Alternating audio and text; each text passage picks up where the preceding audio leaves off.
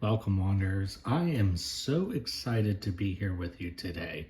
My name is Nathan. I am the creator of the Ethereal War universe, as well as the Ethereal War card game and the Ethereal War series of novels. Chaos Consequences, the first novel in the series, is already out. And I also have two short story collections out, Volume 1 and 2.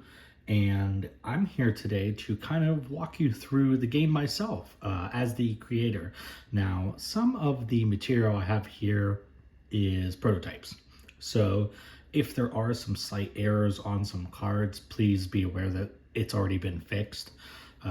And the core edition that you get from backing the Game on Game Found, or a late pledge whenever that opens up afterwards. Or if you happen to stop by your local game store and pick it up there, in the next year, then all of that stuff will be fixed. So it's not a big deal. Just want to make you aware that if you see anything on here where any values may not match what you see in like the final product, or any screenshots on the campaign page, anything on there is correct. So anything on here, if it differs at all, just keep that in mind. We have a lot of different components here, so I'm going to kind of just talk you through them and what's included in the core box, as well as run through some missions and just kind of show you how the structure works to give you a live feel for the game, as somebody just playing it through as just like a normal Joe. And the game kind of starts out where it's set in the future, about 5,000 years in the future. And there are beings called ethereals that are able to channel magic, and they're all kind of being hunted down by the Galactic Imperium, who are like a military regime that's kind of rolling over the galaxy at the moment. And throughout the card game itself, you're actually playing through events of Chaos and Consequences, the novel. So you're actually getting to take control of characters like Grimhorn, Liliana, and Kai from the novel itself, which is really cool because they all play differently in the card game, just like they act differently in the novel itself. They have strengths, they have different weaknesses. There are some things that Grimhorn's really good at, like soaking up damage, whereas Liliana is a lot more squishy, and because she only has 5 vitality, she, can't take nearly as many hits as Grimhorn, but she has ways to kind of mitigate damage and everything too. So as you play through the game, you level up, you get experience, you get new equipment cards right here. And I actually have some prototypes of the ally cards here, which I'm really excited about to kind of show people how they work in like a live setting. And this one is probably my favorite. I'm gonna hold it up here so you can see it perfectly. This is the card that we worked with Carrie and Nick from Warp Zone to go ahead and create. It's got some randomization on it, so you roll a die, and depending on what the result is, you actually get different outcomes. So, and you can also see that allies have the unique ability to attack during a round. So combat is played over a series of rounds, and the order is determined by their quickness, which is this 5 right here with the lightning bolt. So the quicker a card is, the faster they act in the round. So the numbers go from 1 to 10, 1 being the slowest, 10 being the fastest. Liliana here has a quickness of 8, Grimhorn has 5, so she is going to act almost always first in a round, whereas Grimhorn's going to act kind of towards the back. So we take turns and play cards from the action deck with willpower. Willpower is kind of like the energy source in the universe.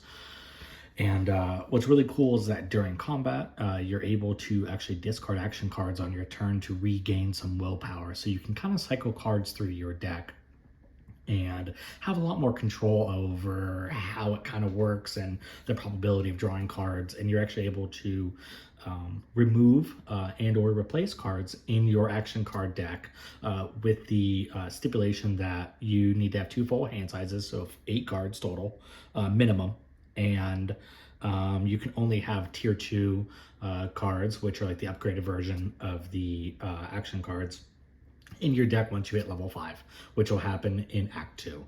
So with the way experience works and how everything kind of adds up, You won't reach it in Act 1, but that's intentional. So you don't really want access to the cards too early, but you don't want access to them a little bit too late where you're, 2 missions before the end boss, and you're like, oh crap, I'm finally getting access to these cards, and where were these the whole time? You can also see that there's 2 stacks up here. These are the enemy factions. This one is the Crimson Skulls, and the other one is the Galactic Imperium. So each of these cards has a little dot on the bottom here. Let me just, yep, right there. That matches their tier. So the tier is the difficulty of the enemy. As we go through missions, it'll say what enemies we're facing. So it'll show the Crimson Skull icon there, and it'll say, 1 tier, 1 Crimson Skull, and X tier 2 Crimson Skull. So then we know that this is a tier 1, and if we pick up something, whoops, sorry about that. So if we pick up this one, that's a tier 2, just as an example of the Galactic Imperium. So it's pretty easy to know which enemies which. There is a third faction in the game, and that is unlocked as part of the legacy feature of the game. So as you beat the campaign, not only are you going to be shooting for achievements and challenges in the back of the rulebook, but there's also unlock packs in the game. There's 3 of them, A, B, and Z. And as you beat the game, you'll be instructed to open up A, B, or C, whichever one is appropriate at that time. So it'll start with A, and then you move to B and C. And so one of them may be a new boss, one of them may be a whole new faction, new missions, new equipment cards. So it's a lot of cool stuff that the game gives you after you've already beaten it. A full playthrough, a full successful playthrough, I should qualify, is around 60 to 90 minutes, depending on how many players. Because it is 1 to 3 players, one takes a little bit shorter time, right? So you're probably looking at like 45 to 60 minutes for just a solo playthrough of the campaign. And that includes all 3 acts, because it is a 3-act structure, just like the novel. And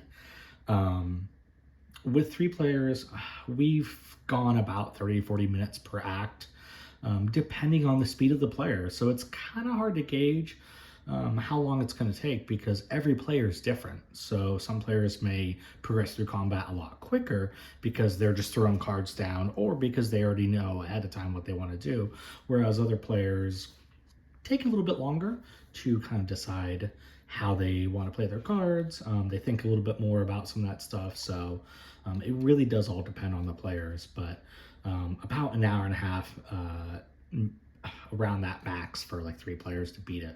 Now you are able to fail the campaign, and there are achievements tied to that, as well as the player count as well. So it kind of takes everything into consideration in the back of the book. The rule book is available for free on the etherealwar.com website. If you just go there and then go to the Ethereal War card game part of the site, the rulebook's posted on there for free. You're allowed to download it, take a look at it. There's no secrets there as far as what you're getting. Let me say it a different way. I may have some secrets and some cool things hidden in there for either fans of the book or some really cool things that turned a happy mistake into something a little bit, unique and cool. So before we get started, I wanted to go ahead here and just show you the card sleeves as well that are going to be available during the GameFound campaign. So I know that this intro is a little bit longer. I'm going to try and cut it off here at 10 minutes and do a timestamp so that people can know exactly where to skip to for, actual gameplay. But I did want to show that, this is the front of the action cards, and that's the back, and the back does match the sleeve. So with the sleeves, you'll get 30 for each hero character, Liliana, Kai, and Gremhorn, which is enough to sleeve everything from the core game. And then we also actually have the Omega set right here. So this is the Omega pack. It's still undecided if they're gonna be foil like this or not. Well, we'll see. I'm not sure if it needs to be or if it makes sense. If players, think it's cool, then, we can talk about it and see if, you want me to add it, but otherwise, it'll just be, like glossy. But this is one of the expansions, and so just kind of giving you a feel for what they look like here. Each action card has a little dot at the top with a color. That color actually matches the character, so like purple for Liliana, blue for Kai, red for Grimhorn. Same thing on the normal action cards. These ones actually got cut off a little bit from the Game Crafter as prototypes, but like I said, that'll all be fixed in the actual full release of it. So as far as the structure goes of the game, what's really cool is it's semi-randomized. So the first mission is right here, Unruly Patrons. Like I said, is actually a 3-act structure. So if we flip it around here, it says Act 1, so that's how we know which mission it is. And so it is 2 missions and a boss, and then a random event. So the random events are added in after you beat a boss.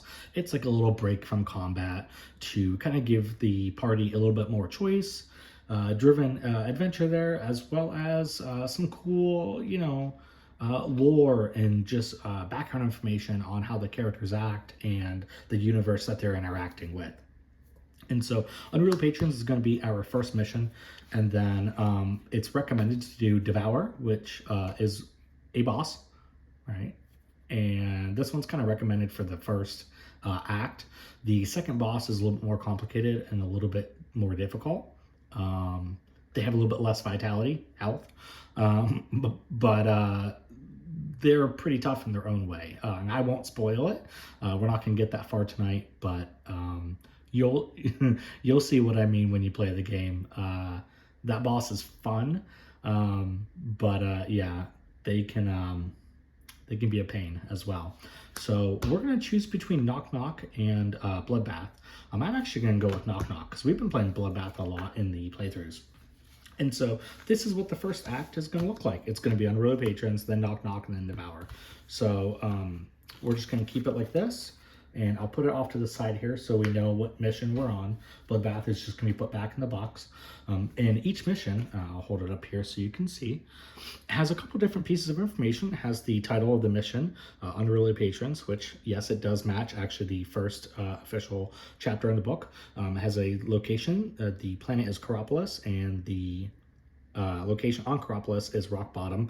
It tells you what enemies that we're facing. We're facing the Galactic Imperium faction, and then X tier 1 of that faction. Now, X always stands for number of characters, right? So because I'm playing two-handed and we have 2 characters here, we're actually going to encounter 2 tier 1. Now, if I was playing true solo and just 1 character, you would only encounter 1 tier 1 enemy. Now, if you're wondering, oh crap, that seems kind of easy and kind of quick, yes, that's the intention here, is that the first mission is kind of an intro. It's a warm-up, right? So you're not just thrown right into 4 or 5 enemies and you just get wiped off the floor and go, holy crap, this game's too hard. Kind of eases you in a little bit. I promise that the next couple missions do pick up a little bit more. Tells you what the reward is for completing the mission. This one's gained 75 experience and also a common equipment for each player. And then it tells you a little bit about the situation that is happening right now in Unruly Patrons. So I'll go ahead and read it here. It just says, Galactic Imperium soldiers have barged their way into Rock Bottom and started making a ruckus. Unwilling to let them bully other patrons, the party decides to take action. So that's where we're at right now. I'm going to go ahead here. All right, I'm going to mark that in my brain as kind of the starting point here for the actual campaign. So we're ready to get started. So as you can see here, Rock Bottom is the location. I already have it pulled up right here, and we're going to encounter 2 of the foot soldier tier 1 Galactic Imperium soldiers. So I'm actually just going to put them right here just so it's easy and on camera. And in the game, the final game, we're actually going to mark them with D20s just like this. So there is a Brutal Enemies expansion. The illustrations are actually all done for it. We just need to finalize the templates for it. And there's a reason the D20s go up to 20 is because some of those brutal enemies, which are like harder versions of each enemy in the game, do have up to 20 vitality. So this is an easy way to kind of account for future expansions as well with the D20s. So yeah, it might seem overkill for an enemy with 7 vitality, but at the same time, it also takes into consideration the brutal enemy expansion so that we're not having to add things later on. So we're going to go ahead here and get started and draw 4 cards for each character. I'm actually going to shuffle the deck real quick here. So 4 for Liliana. And these playmats are really nice, by the way. These are part of the campaign. Really happy with how they turned out. It actually has a nice little spot for everything, whether it's the action deck, discard pile, all the equipment, and ally cards. So pretty cool in that way. I'm going to actually just show the cards right here to kind of make it easier. I'm going to slide them down though, so they're kind of more relevant to each character. And let's see here, until I find a better way of doing it, that is. So Grimhorn is able to gain rage. As we go ahead and play missions with him, he will get more and more angry during the mission. It does reset at the end of every mission, but that's okay, because hopefully the idea is that we will have built up enough rage to kind of utilize his abilities a little bit better during the mission, because of that unique ability that he has that no one else does. And then each character, I'll show you here, has a special ability. Hers is, Liliana's is Unnatural Luck. It just states that once per mission, you are able to re-roll any 2 dice. And it can only be used while attacking. It can be used while attacking or defending. So whether you are attacking or defending or playing an action card, anything like that, you're actually able to re-roll the dice. So it's a really useful ability. Grimhorn's is called Thick Skin, and it just says that reduce all damage from attacks by 1. So any attack done to him by the enemy is reduced by 1, just because he's a little bit bulkier and everything. These are the custom dice that my wife was generous enough to make. They will look like these, very similar to these in the final product. They won't have sticker or vinyl stickers on them, but they will be laser etched. So they're still going to look really nice. This one's peeling off a little bit, so don't mind that. Trust me, they've been heavily used. So we're going to go ahead here and get started, and we're going to look at the quickness of each character in play. Liliana has 8, so she's going to go first. And then it's going to go to the 2-foot soldiers, assuming that they are still around, and then Grimhorn. So she's got some cool ones here. She's really good for very quick attacks. So there's different kinds of action cards. There's reaction here. Reaction can be played anytime. It's like an instant spell in Magic the Gathering. Attack reaction are attack cards that can be played anytime. And then you have an attack card. So we actually have all 3 here to be able to show, which is great. And then attack cards can only be played on your turn during a round. So that means that you can't play those on Grimhorn's turn or in response to an enemy trying to attack you. And the way enemies target players is actually by your current willpower at the time of them attacking. So whomever it is that has the lowest willpower at the time the enemy attacks will be the one targeted. So if Grimhorn has 2, Liliana has 3, he's going to be the target whenever they attack. And what's cool here is that there's some synergy in between characters that's really fun to work on. So we're actually going to do that. We're going to play his taunt here. We're going to spend 1 willpower. And yes, I do understand that these are upside down. That was a mistake, but that's okay. And we're going to play taunt. So it states that until the end of the next round, all enemies must attack Grimhorn, and he also gets +1 defense during that time. So +1s, -1s, any modifier like that is actually just adding that amount to the end of the roll. So his defense, he rolls 2 dice. Whenever you're defending, you're trying to get shields. Okay, and then whenever you're attacking, you want critical hits which deal 2 damage, or an attack symbol which deals 1 damage. A shield blocks 1 damage, so these 2 would cancel out, right? Any modifiers would just add on to that. It doesn't mean you actually roll more dice. And the reason being, in the whole design of the game, I didn't want to mess with probabilities too much, right? I didn't want it to be too confusing for rolls and everything like that. I wanted to simplify it a little bit so that we can just focus on having fun. So he played Taunt. It's actually going to go in his discard pile, so he only has 3 cards right now. And then Liliana, because it's still her turn, you can play any number of action cards that you have available to you as long as you have the willpower for it. So we're actually going to keep dodge roll. All right, dodge roll is huge because it can allow her to just completely negate an attack coming her way, which is super nice. So we're not going to use that one right now, but we let's use a Swift/1. So even though it is a reaction card, we can still use it during our turn. So I'm gonna pay 2 to play this Swift Slash right here, and I'm gonna go ahead and target this left one. So I'm gonna roll 3 dice, which is what her attack is. Ah, nice. All right. So rolled 4, which is awesome. So they don't have any defense, so he just takes 4 damage straight to the face. And I will say, locations do matter during gameplay. For the rock bottom, the only reason I didn't mention anything for it is because it only affects Kai Stormbringer. It just states that he has 1 less defense during the first round. So the locations really don't do a whole lot after the first round, only because, you know, the whole idea is that characters kind of adjust to their surroundings. So yeah, it might be a bit of a shock, and they may get a little bit more attack, a little bit less defense. Sometimes the enemies will actually be stunned, basically like you're jumping and surprising them, like an ambush.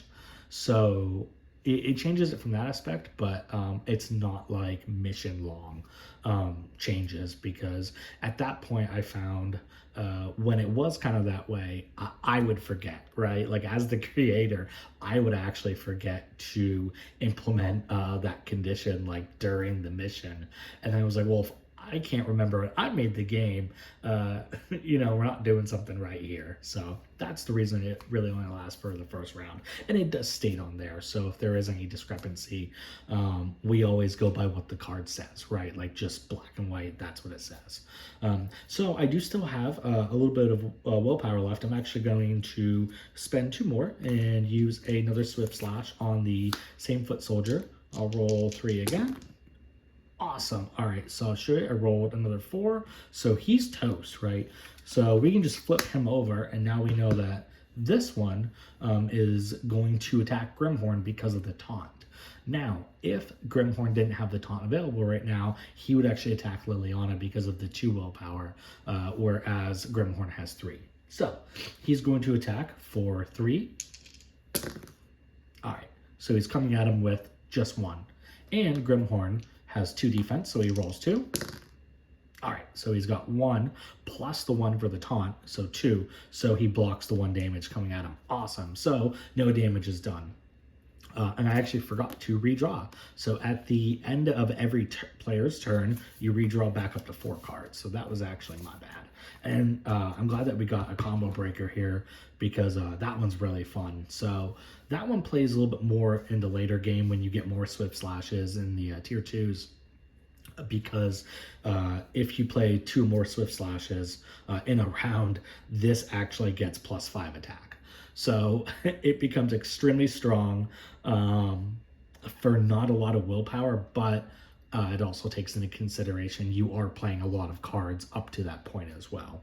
So it would actually be 7 willpower needed for the Swift Slashes and this, which you are able to discard cards to get above your maximum willpower during your turn. However, if you do that and you don't use all of it above that max, so hers is 6, say you end your turn with 7, it would just go back down to 6. You can't actually end your turn with more willpower than your maximum. It just goes back down to your max. So the turn now passes over to Grimhorn in the round, who's the last one up. And we have some good attacks here. We got a basic attack. We have a Horngar, which if we did have 3 rage at the time of using it, we could actually inflict bleed, which would make the enemy lose 1 vitality no matter what at the end of the round. So that one doesn't help as much right now. So what we're going to do is we're going to hang on to this one. We're actually going to play just a basic attack for 1. All right, and he rolls 3.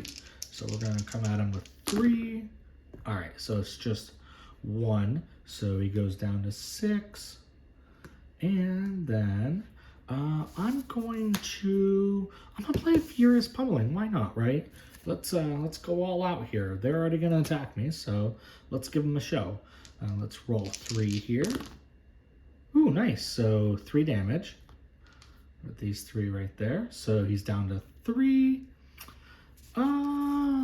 Yeah, you know what? I know I only have 2 rage, so I generated 2 rage from those 2 attacks. So I'll just throw the rage on him. And yeah, I am actually going to pay my last willpower and play Horngor. So I'm down to 0 willpower. You can't go below 0, and you do regain 1 willpower, as you'll see at the end of every round, which is kind of a nice little way to keep recharging your batteries. And I'm going to go ahead. Okay, so he's down to 1. Ooh, so close. All right. Let's see here. Okay, end of the round. Actually, it's the end of his turn, so he's going to redraw 4. Okay. So another taunt, basic attack, and stampede. All right, cool. So, end of the round, we each gain 1 willpower. His taunt is still in effect, so they're still going to go after him. And it's Liliana's turn. So she's going to discard a dodge roll to regain 1. And then I'm going to spend 3 and use a combo breaker. And see how it goes. 3, and oh, close. All right, so I only got 1, but that's all I needed. So all the enemies have been defeated, and there's no special conditions during the mission, so we are victorious. So at this time, we go ahead and take a look at the card and see what the reward is. So 75 experience and 1 common equipment. So I'm going to go ahead here and move this EXP to 75. And then common equipment. So with the ally expansion actually available, we are able to gain an ally instead of a piece of equipment. So I'm going to see here. I'm going to clean up a little bit. So we reshuffle our decks in between missions. And what's really cool is if we have 2 of the same type of card, so if we each have a piece of equipment or each have an ally, we can actually trade those in between missions as the players. So it just gives you some more options to interact with each other in between missions instead of just reshuffling and proceeding. You know, it's not boring or anything. It keeps you engaged and having fun. So I'm actually gonna go ahead and Liliana, I'm gonna grab a piece of equipment. Okay, so I got a faux leather jacket for her.